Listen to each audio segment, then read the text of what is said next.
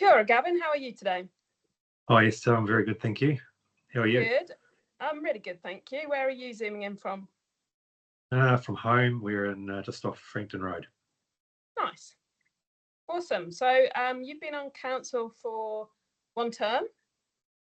Yes, yeah, it's my first term. It's a bit of a baptism of fire, I guess, initially, but it's certainly been an eye-opener, and it's been fun. Oh, good. Well, I'm glad you described it as fun. I'm not always sure that that's the word that I would use, but Well, there's different types of fun, isn't there? There's type 1 and type 2 and sometimes type 3. So what type are you?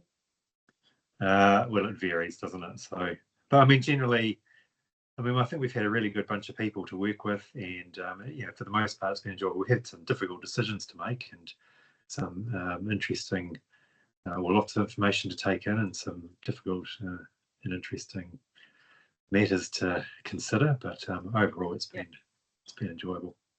Yeah, good. So, what made you decide to run last time round, would you say?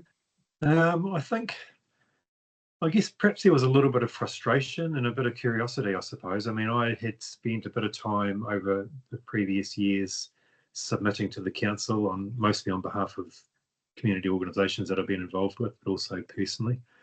And I suppose I'd sort of felt sometimes that those submissions weren't really heard or taken into account. And I really thought, well, tried from the outside to have an effect on these things that matter to me and the groups that I was involved with, but maybe it was time to have a look on the inside and see how things work.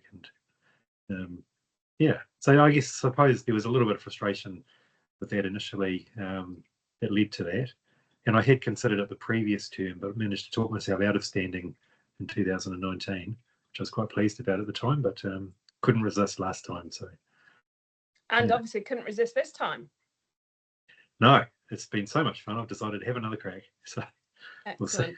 We'll see. I really don't know how. Obviously there's an election to go ahead, so we'll see what the result is. But certainly enjoy, having another go. And I feel like I've learnt a lot in the first term, and now's sort of the time where you can really capitalise on that, I guess, and use what you've learnt and try and achieve what's good outcomes for the district.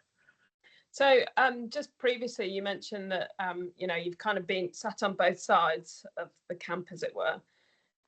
Do you have a view as to where people can be most effective then? Because the reason I asked that is that it interests me because I did quite a lot on the outside in terms of advocacy, and I didn't always do it through submissions, but I achieved what I felt were really good kind of tangible outcomes that I addressed from the outside, and then that kind of made me look at the inside. So I had a similar situation, I guess. What's your view on being effective on the inside versus the outside? Have you got a view on that at all? Yeah, well, I think it takes a mixture of all of those. So certainly, if you're putting in submissions into, say, the long-term plan or annual plan or other consultations, I can see now, having received those and read them all, they do get read and they are listened to. The sticking point often comes when it comes time to implement any of those suggestions that might be made.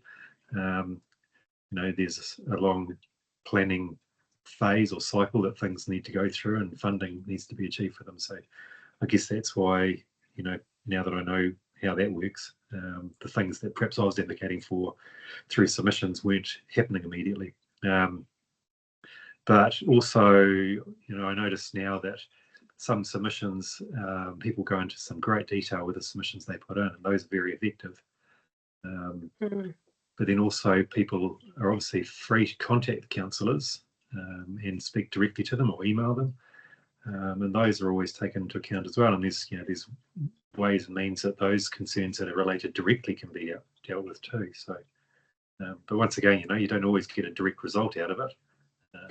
Not immediately anyway. But yeah, I think it's a really good point to make, because people often, people want to have a voice, they want to be heard, and they might use social media for that, or they might use the channels that council provides to them, or both or more. But I think without making your job harder, because I'm not standing next to him, I think one of the things that people underutilise is directly contacting councillors. Yeah. I don't know what your view of that is, but I think that it can be really effective. And it just needs to be channeled in the appropriate direction. So it's not that, you contact a councillor and your outcome is agreed on and delivered on. That's not the point. But I think it's being heard that's a really effective way to be heard, certainly. And being, kind of channeled to the right people can be a good outcome of that as well. Yeah, and I think that's right. I think, don't contact a councillor thinking you're going to get what you want because the councillors asked for it, because it doesn't seem to necessarily happen that way. But no. I guess as councillors, we can, help guide someone through a process, or put them in touch with the people who can perhaps help either now or sometime in the future. I do remember thinking before becoming a councillor that you'd have to have something very important to go to the trouble of contacting a councillor over, because they're all busy people. But we are all just people and members of the community, so we're certainly there to be contacted, and more than willing for people to get in touch. Yeah, absolutely. Concerns. Okay, well, everyone heard that. Your work's just got busier. Maybe. So if you were to not get in this time, how would you be spending your time? What does Gavin do when he's not doing council stuff? So I'm self-employed. I'm a structural engineer. So I've obviously been a council as a part-time role theoretically. So I've carried on with my business throughout the term. Obviously, I've had to tailor the workload a little bit to be able to accommodate the hours that we spend on council business, and that's ended up being a lot more than I ever anticipated it being. So the number of hours that I've spent on my engineering work over the last 3 years has definitely decreased on a weekly basis. Per week, the number of hours I spend. But so without, if whatever the result ends up being in October, I can scale the other side back up if I need to. So. Either way. Yeah. Okay. And with regards to politics, we are politicians, whether we want to call ourselves that or not. We do involve ourselves in local politics, which is often directed as well from kind of central government. Do you have any kind of political theories or beliefs that you lean towards? I guess, for example, there's a kind of liberalism approach, there's a conservative approach, there's things that we might think are inevitable about society, or there's things that we might think we can change about society. Have you got any kind of views or values that you align with that you're happy to share? I guess fairly centre of the road, I suppose, but generally with a view that whatever's best for the community as a whole is best for the country, say. So, I'm quite ashamed to see that the 4 well-beings that are included in the Local Government Act are now looking at being taken out again, because I think those 4 well-beings, if we apply those to the work the council does to benefit our communities, it benefits more than just the people directly affected by that. It benefits the community as a whole. So, I guess I came from an area growing up that was always been a stronghold for National, and we're living in one now too. It seems to be that way. I don't necessarily agree with everything that either party or any government always does, but more of a general central thing that benefits the whole community is probably where I'd see myself falling. Okay.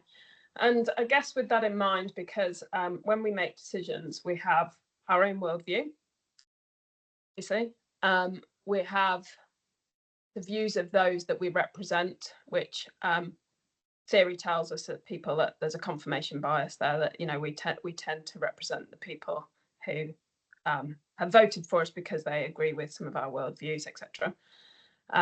So in terms of like making decisions on things, how do you navigate that in terms of, we have evidence, information, new policy, community sentiment, political mandates, you know, I know it's not always the same approach, but when you arrive at the table and you're kind of confronted with that deliberation process, how do you go about navigating that?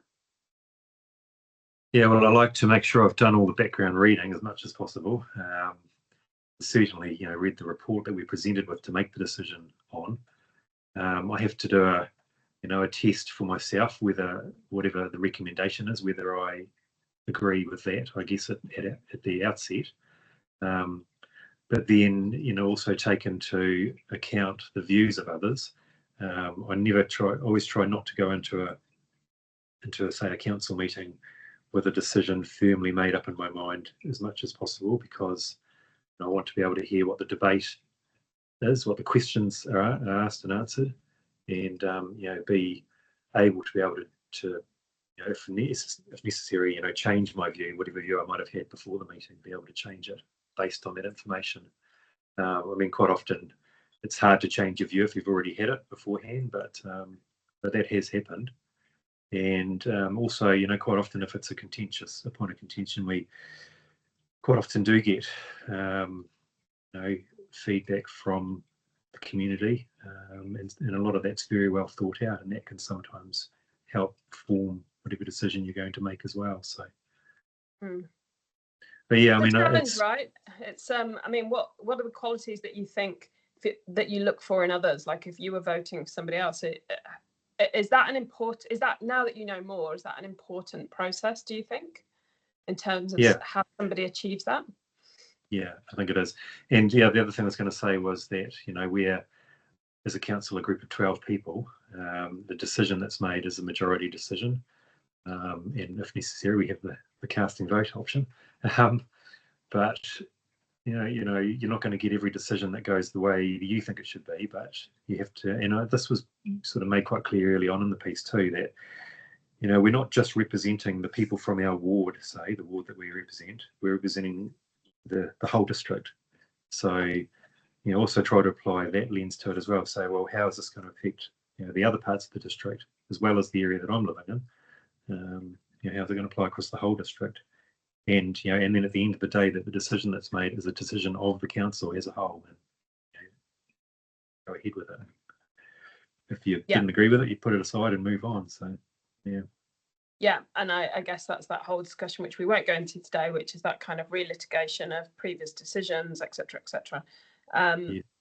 You know, and there's always going to be legacy issues. So in previous corridor that I've had with other councillor candidates, we talk about, you know, it's not just that you're representing a locality, you're representing a number of different things. Actually, and it might be intergenerational, so we might not even know what that looks like yet, but it's that kind of future thinking as well. So in terms of what we bring to the table, do you think that ego plays a role in that? That's an interesting question. No, I don't necessarily think so. I mean, I guess it can do. It hasn't for me, I suppose, is where I'm coming from. You know, do you think you've got an ego? I don't know. You tell me. Well, the reason I ask it is because I think it's an interesting reflection. So if I'm completely honest, I've thought about this, and I think that my ego is probably related to being balanced. Like that's what I want to try to represent, is kind of balanced thinking. And then I realized that I do have some attachment to the way that people might see that in me. So that's the reflection that I've had. And then when I think about that, I think, do I then not make decisions well because I can see both sides or several sides so well that then I literally find it incredibly challenging to make a decision, you know? And so there's weaknesses in that as well. So yeah, and it's an interesting question to ask. Yeah, and I guess on that basis, I mean, I suppose we do as human beings, you know, we want people to look at us in a good light, but you know, I suppose I do think, well, when we are making a difficult decision, you know, how is this going to reflect? But, you know, and we had a difficult one to make last week, but I guess for me, I decided that I had to make the decision that I felt was the correct decision to make, not the popular decision. whether, if those two things are different, then that was the way it had to go for me. So yeah, I'd like to think I don't rely on any ego to make those decisions, I suppose, but yeah, maybe. It's that question was not directed to you singularly for any reason, Gavin. Right. You're not somebody that portrays a massive ego, that's for sure. No, thanks. So I guess kind of thinking about I suppose it goes on from what we just said, actually, is like, if there's something that is challenging, are you able to kind of change your position on it? You touched on it before. Do you think that you've been able to do that as a counsellor and been able to represent what people would expect of you in that role? Yeah, well, I hope so. I mean, there have been times where I have changed my view on something, and I can't think of any specific examples of that at the moment, but there have been. And there's certainly been things where I've gone into a meeting not really knowing, been on a bit of a knife edge as to which way I would go on the decision, and I've had to make my mind up at the meeting after listening to the questions and answers and debates, as mentioned before. But yeah, I can't think of any particular examples. Yeah. I mean, I guess the reason I ask it is because I think fundamentally that is actually, from my worldview, that is part of our problem with broad party politics, is that we just hold these very strong, firm views, and we will just use anything to confirm those views that we hold. I'm talking generalistically, not about our council. And so, we know that the human mind is really quite tiny for some of the complexities that we're living in and some of the uncertainties. So I always think that it's quite challenging to hold that much certainty of your own view, right? Yeah.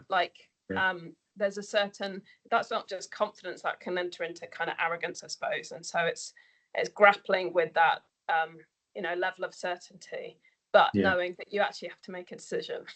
Yeah, that's right. And I think, I think I've also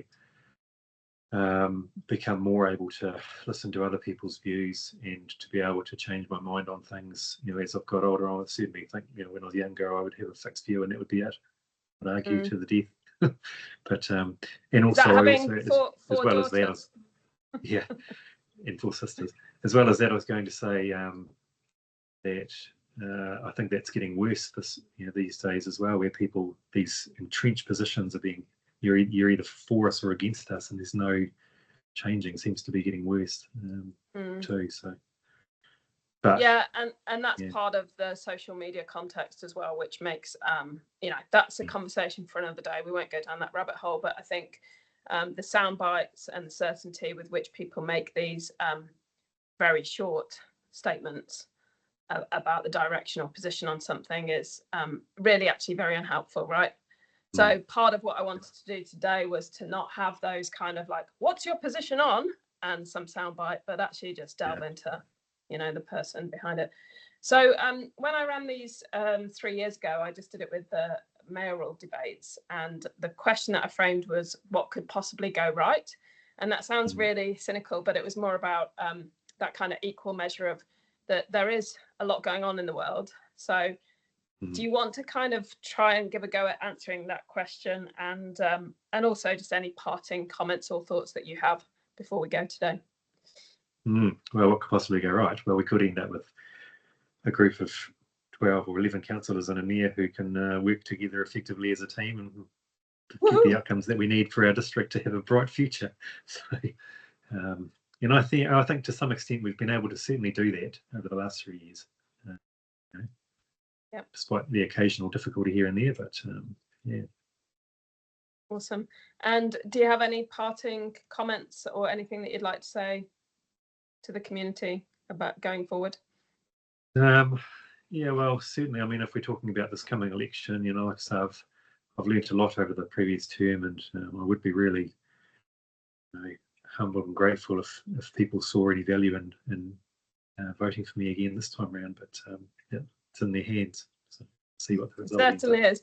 Well, I want to thank you for your time today, but also for your presence around the council table. For me, I've found it a huge contribution.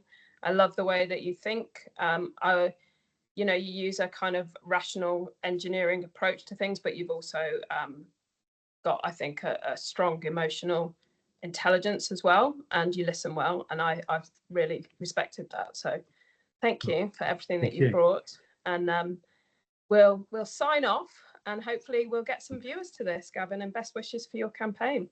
Very good. Thank you very much, Esther. Thanks. Thank you.